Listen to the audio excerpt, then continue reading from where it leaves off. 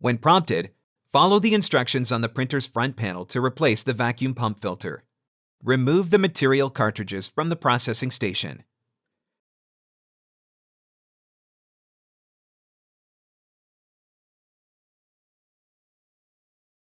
Open the front cover. Unscrew the knob to release the filter. Rotate the container clockwise to release it. Remove the filter from the container. Clean the inside of the container with an explosion-protected vacuum cleaner. Insert the new filter between the container and the central tube. Insert the container in the processing station and rotate the container counterclockwise. Tighten the knob to lock the container and filter. Close the cover.